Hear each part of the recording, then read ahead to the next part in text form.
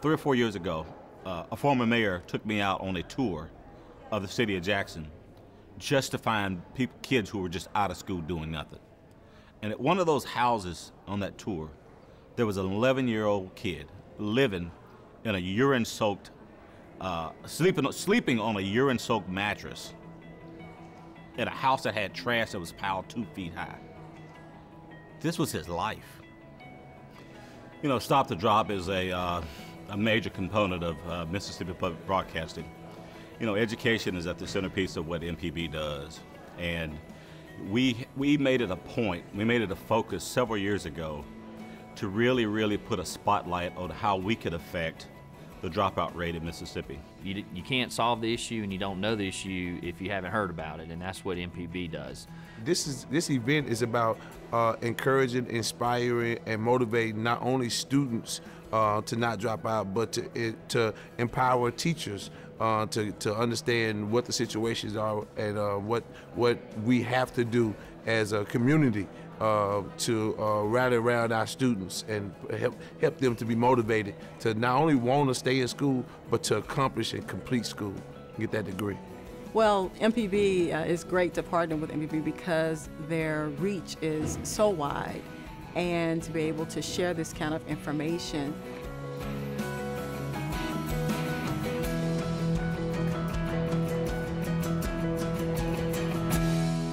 My name is Donna Porter. I'm officially a retired public speaking teacher from Picayune Memorial High School in Picayune, Mississippi. Well, I'm here to motivate, to inspire, and to educate, because dropout prevention is a huge part of my heart. And with Mississippi having such a high dropout rate, I believe that I and my colleague DJ Baptiste need to do whatever we can to motivate and inspire the people in the audience about never giving up on kids. You know, I used to be the dropout prevention coordinator at my high school, and before I became that, I thought dropouts only, there were issues like pregnancy and home difficulties, and then I found out when I did that dropout prevention that it's simple things sometimes, just having somebody there to listen to you, maybe not having enough money for an ink cartridge to print your term paper, which you have to graduate. And so for an agency like Mississippi Public Broadcasting to take on an initiative that they don't even have to do to educate the public, I mean, just creating awareness through your technology so people will see this is an issue that we all need to be involved in. It needs to be a collaborative issue where community leaders, politicians, educators, students all work together, because sometimes the answer could be so simple. It's not complex. It's not about all this fancy programming.